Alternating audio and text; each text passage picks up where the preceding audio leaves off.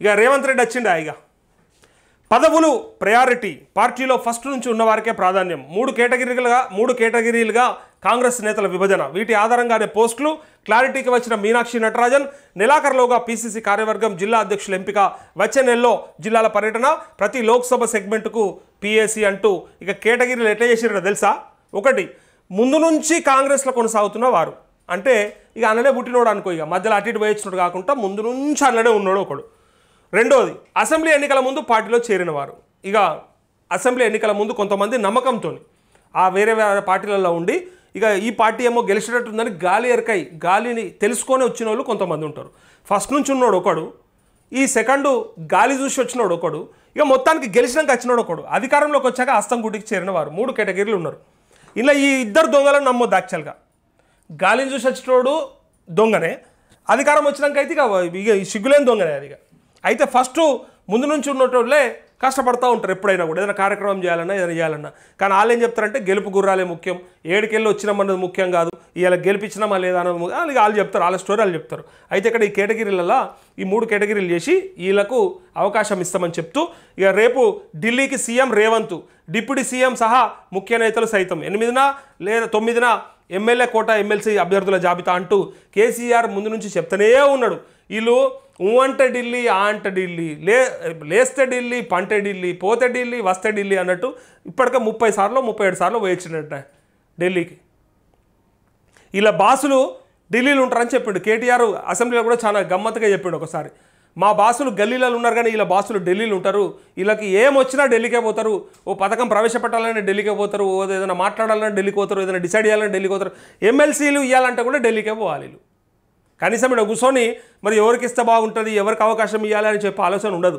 మళ్ళీ వాళ్ళే చెప్పాలి ఎందుకంటే వీళ్ళు ఉన్నోళ్ళు వదిలి పెడతాడుగా బాసులు చెప్పారు అధిష్టానం చెప్పిందంటే మూసుకుంటారు కదా అందుకోసానికి వీళ్ళు ఎంతసేపు ఆడికే పోతారు 30 సార్లు పోయిండు కదా ఇంకో 30 సార్లు 30 కాదు ఇట్లా 30 సంవత్సరంలో పోయిండంటే ఈజీగా ఇంకొక 30 ఇంటూ 12 120 150 ఒక్క 200 సార్లు అది తిరుగుతాడు పొర్రిగా ఇక ఆ ఫ్లైటు ఆ ఖర్చులు ఆ కథ కార్ఖానా ఎంత అనేది మనకు అందరికి ఎరక అయితే ఈయన ఇక రేవంత్ రెడ్డి అన్న మాట ఒకటి ఉన్నది ఇంకో ఆనిముత్యం దొరికింది మనకి ఏమన్నాడు తెలుసా అప్పుల గురించి అప్పుడు ఒక మాట చెప్పాడు ఈ అప్పులు ఇప్పుడు ఎందుకు వచ్చినాయి అనేది నేను చెప్తా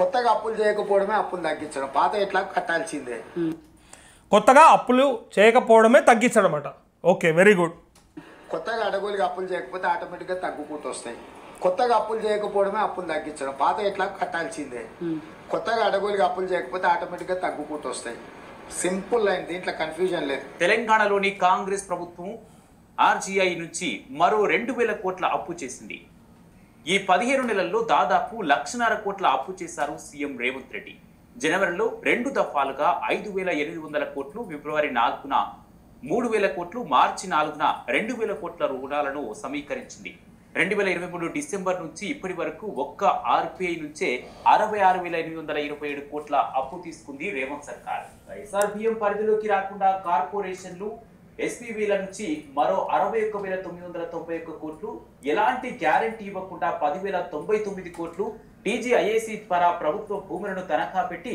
ఐసిఐసిఐ బ్యాంక్ నుంచి మరో 10,000 కోట్లు పొందింది దీంతో రేవంత్ సర్కార్ తెచ్చిన మొత్తం అప్పులు 1,48,917 కోట్లకు చేరాయి అయినప్పటికీ రాష్ట్రంలో కొత్తగా ఒక్క ప్రాజెక్టును చేపట్టకపోవడం నూతన పథకాలేమీ అమలు చేయకపోవడంపై నిపుణులు ఆందోళన వ్యక్తం చేస్తున్నారు ఆనాడు ఏం చెప్పిండు ఎన్నికలకు పోయేటప్పుడు కొత్త అప్పులు చేయకపోవడమే అప్పులను తగ్గించడం అని చెప్పిండు మరి ఇలా దగ్గర 2 లక్షల కోట్లకు వచ్చింది అప్పు సరే 1,50,000 కోట్లు అయింది ఇప్పటికైతే క్లారిటీతో 1,50,000 కోట్లలో ఏమైనా ఒరిగిందా అంటే రైతులకు సగం రుణమాఫీ కాకపాయ సగం మంది రైతులకి రైతు బంధు పడకపాయ భరోసా ఇంకా ఏమీ ఇవ్వకపోతుంది కొత్త పథకం ఏమీ రాలే మరి అయినప్పటికీ కూడా 1,50,000 కోట్ల అప్పు మరి మిమ్మల్ని ఏం చెప్పాలనే ఇప్పుడు 9.5 ఏళ్ళు పరిపాలించిన కేసీఆర్ 4.5 లక్షల కోట్ల అప్పు చేస్తే ఒకరి మీద ఒకడు అబ్బా ఇక అది వినలేకపోయినాం చెవులు తూట్లు పడ్డాయి మనకు గుర్తుందా 4 లక్షల కోట్లను ఒకడు 5 లక్షల కోట్లను ఒకడు 7 లక్షల కోట్ల అప్పు చేసి పెట్టిండు కేసీఆర్ ఇవాళ పుట్టిన బిడ్డ కాడికెళ్ళి మొదలు పెడితే రేపు పోయే చచ్చిపోయే ముసలోని దాకా ఒక్కొక్క నెత్తి మీద 2-3 లక్షల అప్పు ఉన్నదని ఓ లెక్కలేసి చెప్తారు కదా మరి ఇలా మీరు చేసిన అప్పు ఇంకొకడు వెళ్తాడు ఇక వాళ్ళు చేసిన అప్పుకు మిత్తి కడితేనే ఇంత అయిందని ఒకటి చెప్తాడు ఇక వాళ్ళు చేసిన అప్పుకు మిత్తి కడితేనే ఇంత అయింది మిత్తి కడితే ఇంత అవుతుందని మీకు ఎరకలేదా సోయి లేదా? ఆ రోజు తెలియదా? ఇప్పుడు ఇంత అప్పు ఉన్నది కదా, ఈ అప్పుకి ఇంట్రెస్ట్లు కట్టడంతో పాటు ఈఎంఐలు కట్టడంతో పాటు మరి మేము కూడా పథకాలు చెప్పినమే ఇవన్నీ పెట్టాలి, ఇంప్లిమెంట్ చేయాలంటే మరి ఇన్ని లక్షల కోట్లు అప్పు అవుతుందని ఆనాడు చెప్పాలి కదా. ఆనాడు రాష్ట్ర ప్రజలను పిచ్చోళ్ళని చేసారు. ఆ రోజు ఏముండదు, అప్పు ఉన్న దాంట్లోకెళ్ళి సదురుతాం, మాతో అవుతుంది, మాకు ఇది అవగాహన ఉన్నది, మేము అనుభవం ఉన్నది, మేము చేస్తామని చెప్పిన వాళ్ళు ఎలా మళ్ళా 1,50,000 కోట్లు అప్పు చేసిరు, మళ్ళీ ఏమైనా చేసిరా అంటే ఏమి చేయలేదు, ఇప్పటిదాకా చేసింది ఏంలే. అయితే ఇలా నిన్న ఒక ఆనిముత్యం చూసిన నేను. ఈ ఆనిముత్యం ఏంటిదంటే మీకు గుర్తుండాలి, మొన్న ఎంపీ ఎలక్షన్స్లో ఎంపీ అంటున్నా, మొన్న ఒక నెల కింద అనుకుంటా, నెల కింద ఏం చేసిరంటే వీళ్ళు కాంగ్రెస్ సోషల్ మీడియా అత్యుత్సాహంతో ఒక పోల్ పెట్టింది. ఏమని పెట్టింది? మీకు ప్రజాపాలన కావన్నా ఫామ్ హౌస్ పాలన కావాలన్నా అని కొంత ఎటకారంగా పెట్టింది. ఆ ఎటకారంగా పెట్టిన దాంట్లో పోల్లో ఏమైందో తెలిసింది అందరికి కూడా. ఎక్కువ ఓట్లు బీఆర్ఎస్కి వచ్చినాయి, కేసీఆర్ పాలన కావాలని కోరుకున్నారు. ఈ సంవత్సర కాలంలో రేవంత్ పాలనని యాక్సెప్ట్ చేయలేదు ఎక్కువ. అందులో సోషల్ మీడియాలో వచ్చినటువంటి పోల్ అది. ఈ పోల్కి సంబంధించి మనం కూడా చాలా మటుకు చెప్పినాము, అనాలిసిస్ చేసినాము. ఆ రోజు ఇంకొక ఛాలెంజ్ కూడా చేసిన నేను, దమ్ముంటే వాళ్ళకి ఇప్పుడు పెట్టమని చెప్పారు. ఇప్పుడు వాళ్ళు ఏమన్నారంటే మేము ఎటకారంగా పెట్టినాం కాబట్టి వాళ్ళు అట్లా ఓట్లు ఎటకారంగా పడ్డాయి, పైగా కొంతమంది బీఆర్ఎస్ సోషల్ మీడియా సైన్యం కలిసి చేసి వాళ్ళని పైకి తీసుకొచ్చింది తప్ప నిజంగా చెప్పాలంటే గ్రౌండ్ లెవెల్ అట్లా లేదు అని చెప్పారు. అప్పుడు నేనేం ఛాలెంజ్ చేసిన అంటే ఇదే సోషల్ మీడియా వాళ్ళకి దమ్ము ఉంటే ఛాలెంజ్ చేసిన, ఏమని దమ్ము ఉంటే ఇలా డైరెక్ట్గా ఒక పెట్టురు, ఇండైరెక్ట్ అద్దిగా ఇట్లా ఈ దొంగలెక్కల అద్దిగా ఒకటి డైరెక్ట్గా ఎవరి పరిపాలన బాగుంది, కేసీఆర్ ఆర్ రేవంత్ రెడ్డి, అంతే, దట్స్ ఇట్. 2 ఆన్సర్లు పెట్టుర్రు. ఇలా ఏదొస్తే అదే. ఇక ఒకవేళ మొత్తం రేవంత్ రెడ్డి అని చెప్పారు అనుకో, అప్పుడే అయిపోయాయి కదా ఇక కలాస్. కానీ అది పెట్టే దమ్ము లేదు. అయితే దాని గురించి మదియాష్కి నిన్న ఒక ఇంటర్వ్యూలో మీకు ఎరక కదా, టీపీసీసీ ప్రచార కమిటీ చైర్మన్, ఎల్బీ నగర్లో పోటీ చేసిండు, మాజీ ఎంపీ, తెలంగాణ ఉద్యమం కోసం కొట్లాడినోడు, కష్టపడ్డాడు. అయితే ఆ పార్లమెంట్లో అయితే ఆ మదియాష్కి అన్నటువంటి మాట,